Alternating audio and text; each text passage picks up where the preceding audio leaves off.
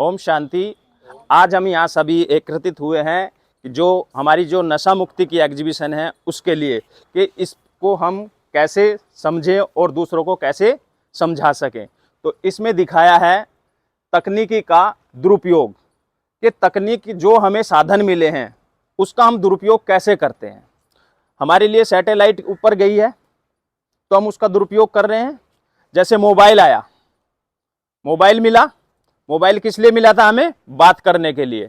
आज हम उस मोबाइल को कैसे यूज करते हैं? किसी का एसएमएस बनाया, वीडियो बनाई और उसको तंग करना शुरू कर देते हैं। तो ऐसे जैसे टीवी बना, टीवी आया, टीवी के साथ साथ टीवी क्या किस लिए मिला था? देखने के, न्यूज देखने के लिए। बच्चों ने क्या किया? उस पे गेम खेलना शुरू कर दिया और गेम इस हद तक गेम पहुंच जाती है कि वो इसका माने जैसे 1 घंटे के लिए खेलते हैं तो वो 4-4, 6-6, 8-8 घंटे खेल लेते हैं।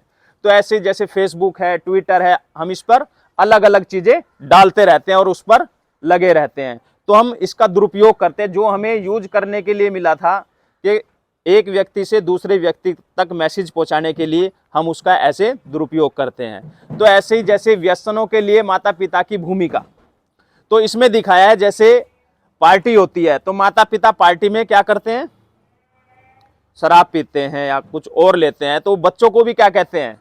ये फैशन है, आप भी लीजिए। अगर उनको समय रहते हुए उनको मुंह मोड़ दें ना कहने के लिए कि इन सब चीजों से हम ना करते हैं, तो हम कभी भी इन चीजों पर नहीं जाएंगे।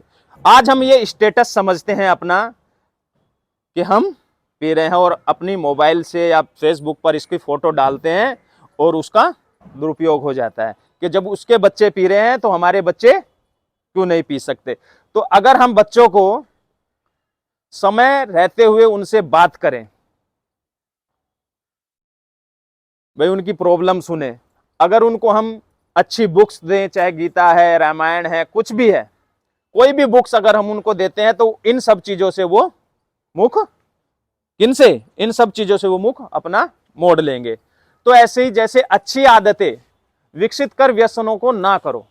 तो जैसे इसमें दिखाया है संगीत सुनना, पियानो बजाना, पैदल चलना, बैडमिंटन खेलना, टेनिस खेलना। तो ऐसे हम जिसके अंदर जो कला है उसको वो अपने अंदर विकसित करे। और जो हमारे दोस्त हैं, अगर वो हमें कहते हैं भाई दोस्ती की खातिर एक घूंट ले लो या एक पैक ले लो, तो हम उसको समय रहते ही उसको ना कर दें और अपना जीवन हम इन सब चीजों में लगाएंगे, तो हम इन सब चीजों से क्या होंगे?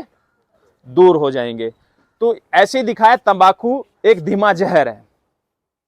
सांप अगर काट लेता है तो उसका जहर एकदम से फैल जाता है और वो व्यक्ति मर जाता है।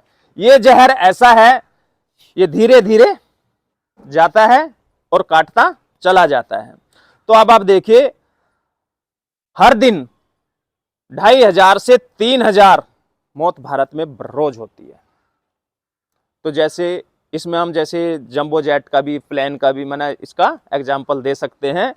तो जैसे सिगरेट पीते हैं तो एक तो 2 लाख से ज्यादा मृत्यु जो बराबर स्मोकिंग करता है, और उससे ज्यादा मृत्यु सेकंड हैंड स्मोक से होती है। जो इसका धुआं दूसरे के पास जाता है उससे उसकी मृत्यु हो जाती है।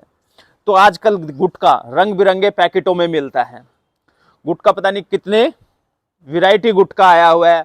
आजकल हम ऐड भी देखते हैं, अलग अलग हीरोज ऐड करते हैं। हीरो का नाम नहीं बताना आपने, तो उसमें मैंने पहले 1 आया, फिर 2 आए, फिर 3 आए। क्या बोला? बोलो। जुबा केसरी। तो जुबा केसरी बच्चे, जैसे स्कूल में बच्चे होते हैं तो उनसे हम पूछ सकते हैं तो बच्चे फट से बोल देते हैं।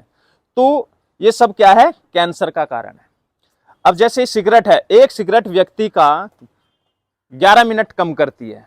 तो अब आप देखिए, एक व्यक्ति एक सिगरेट तो पीता नहीं है, कितनी सिगरेट पीता होगा? कोई 10 भी पीता है, कोई 20 भी पी जाता है, कोई 30 भी पीता है। तो उसकी कितनी मिनट कम हो जाती हैं। तो आजकल क्या है, कीटनाशक दवाइयां भी इसका इस्तेमाल करते हैं।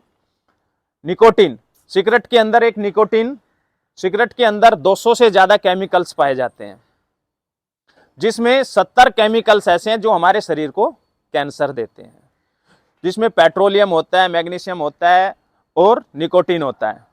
तो माना निकोटीन अगर इसमें से निकाल दिया जाए और इसका इंजेक्शन व्यक्ति को लगा दिया जाए तो उसका तुरंत मृत्यु हो सकती है। तो ऐसे ही जैसे आजकल फैक्ट्रियाज हैं तो उनमें जो केमिकल्स निकलते हैं वो भी हमारे शरीर को नुकसान पहुंचाते हैं, इसलिए इसको धीमा जहर कहा गया है।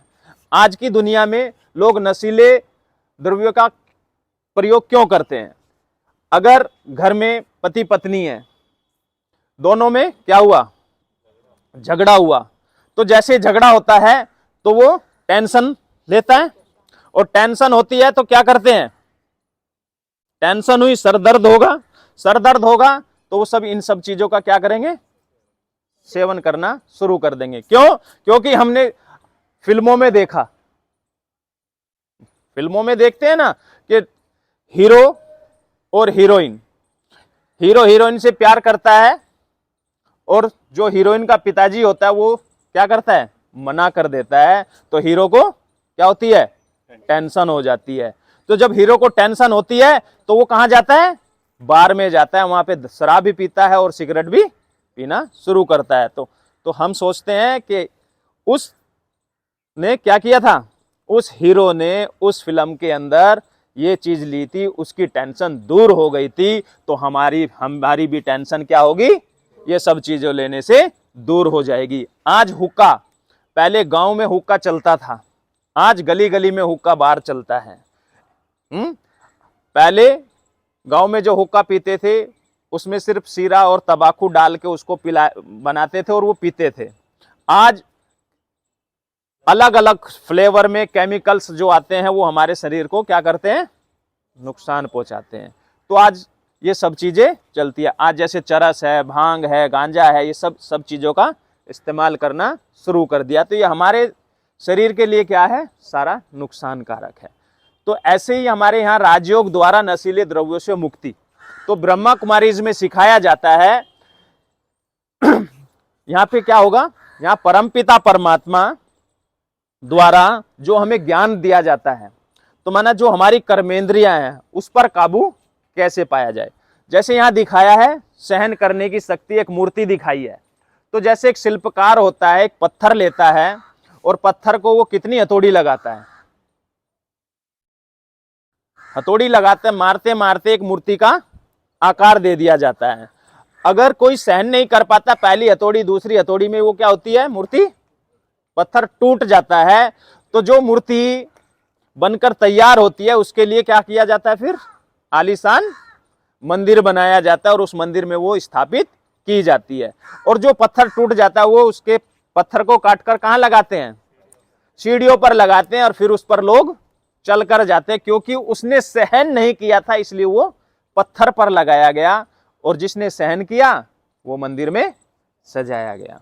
तो ऐसे ही यहाँ पे आध्यात्मिकता का जो ज्ञान दिया जाता है उससे हमारे अंदर ये शक्तियां आती हैं, जो हमारी कर्मेंद्रियां हैं, हाथ, आंख, मुंह, नाक, कान, इन सब पर हम काबू पा सकते हैं। जब हम उस परमपिता परमात्मा से हमारे अंदर ये शक्ति जब आ जाएगी तो हम इन सब चीजों से क्या होंगे, मुक्त हो जाएंगे।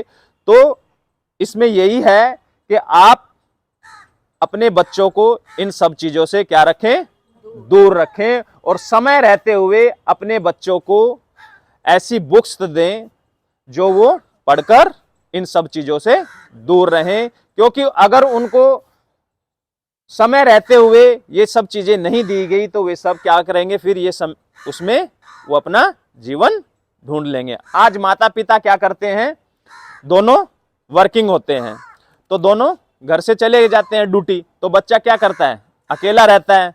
तो जब वो अकेला रहता है तो वो सब चीजें फिर इसमें ही वो अपना क्या ढूंढता है, सुख सुविधा इसी में ढूंढता है। तो कि मैं ये लूंगा तो मेरा मन कैसा होगा, हल्का हो जाएगा। तो इन सब चीजों से हमें क्या रहना है, दूर रहना है। तो यही सब चीजें हैं जो हमें इसमें बतानी है। ठीक है, ओम शांति।